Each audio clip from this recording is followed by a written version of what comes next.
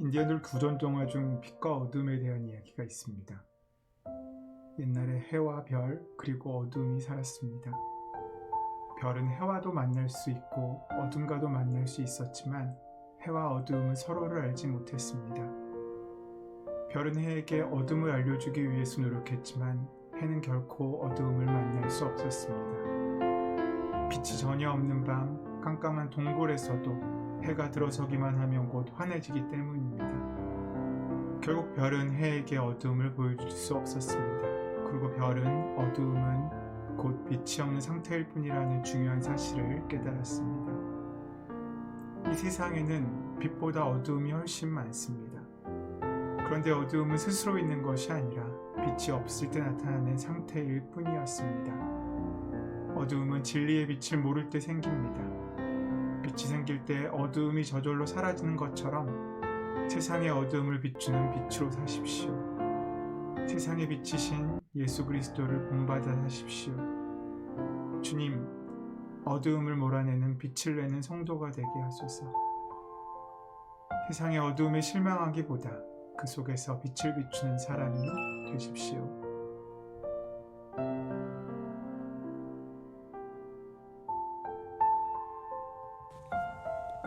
이사야 45장 2절에서 7절 말씀. 내가 너보다 앞서가서 험한 곳을 평탄하게 하며 논문을 쳐서 부수며 쇠빗장을 꺾고 내게 흑암 중의 보화와 은밀한 곳에 숨은 재물을 주어 내 이름을 부르는 자가 나 여호와 이스라엘의 하나님인 줄을 내가 알게 하리라.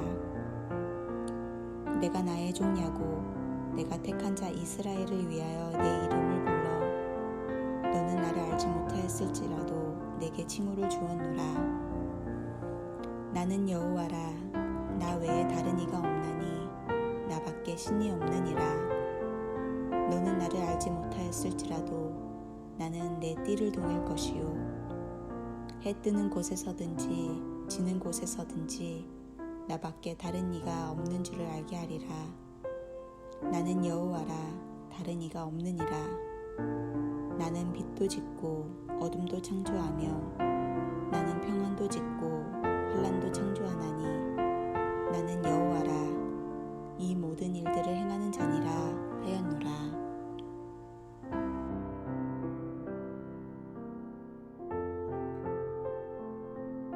예수님께서는 유대왕 헤롯 때에 오셨습니다. 예수님께서 탄생하시기 이전의 시대는 신구약 중간기라 불리는데 말라기 선지자 이후 약 400년 동안 하나님의 말씀을 전하는 예언자가 나타나지 않았기에 암흑기라고도 불립니다. 당시 이스라엘은 이집트와 그리스 사이에 있었기 때문에 많은 전투가 곧서 벌어졌습니다. 시리아의 셀레우코스 왕조의 안티오쿠스 에피파네스는 유대를 통치하면서 이방의 오락물을 들여왔고 성전에 이방의 제물을 바쳤습니다. 악한 사람을 대제사장으로 임명하고 우상숭배를 거절하는 사람을 고문하고 죽였습니다. 이때 아론의 족속 중 마띠아라는 사람이 6,000명의 사람과 더불어 시리아에서의 전투에서 승리를 거둡니다. 이후 100년간 이스라엘 민족은 이방의 통치자로부터 신앙의 자유를 얻기 위해 끊임없이 싸웠습니다. 하지만 이 세력의 힘은 이내 약해졌고 예수님의 탄생 시기에 이스라엘은 로마의 비호를 받는 헤롯의 통치를 겪습니다. 예수님께서는 이런 어두운 시대에 태어나셨습니다. 예수님의 탄생은 어둠 가운데 나타난 빛이었습니다. 어두움은 우리 눈을 가립니다. 아무리 시력이 좋아도 볼 수 없게 만듭니다. 그 어둠에 빛이 비춰지지 않는 한 우리는 곁에 있는 어떤 것도 보지도 알지도 못합니다. 하나님께서는 빛이십니다. 이 빛이 어둠을 향해 들어옵니다. 우리가 고난을 겪을 때 알 수 없는 일들이 휩싸인 채 불안을 가득 차 안고 살아갈 때 그때에도 하나님께서 함께 하십니다. 그 빛이 있는 곳에 어둠 속에 잠겨있던 은혜가 드러나게 됩니다. 우리 삶에 숨어 있으신 하나님을 보게 만들어줍니다. 그렇게 하나님의 존재를 분명하게 바라보고 우리 삶 속에 하나님의 섭리하심이 있음을 인정하기 시작할 때 내가 이해하지 못할지라도 하나님의 선하심이 내 삶에 닿고 있음을 인정하기 시작할 때 우리의 삶엔 빛이 있고 감사가 있고 긍정이 있게 됩니다. 하나님, 언제 저에게 말씀하시고 보이실 겁니까? 가 아니라 내가 지금 너에게 너의 삶에 직접 개입하여 빛으로 너에게 보여주는 그것을 보고 살아보지 않으렴 하시는 하나님의 음성을 듣고 순종하는 일입니다. 숨어 계신 하나님, 역사하신 하나님을 발견하지 못했을 때에는 많은 일이 나를 혼란케 합니다. 이해할 수가 없습니다. 빛이 없기에 볼 수가 없는 것입니다. 그러나 숨어 계신 하나님이 나의 삶에 직접 개입하시고 있음을 깨닫는 순간 모든 것이 달라지기 시작합니다. 하나님의 역사가 없는 것이 아니라 내가 보지 못했던 것이구나. 오늘 여러분은 어둠 속에 잠겨 사십니까? 빛 가운데 사십니까? 여러분에게 하나님은 숨어 계십니까? 드러내고 계십니까? 오늘 여러분에게 숨어 계신 하나님이 실존하시는 나의 하나님으로 고백되십니까? 하나님은 지금도 살아계시고 역사하시고 여러분의 삶에 최상의 것을 베푸시는 하나님이십니다.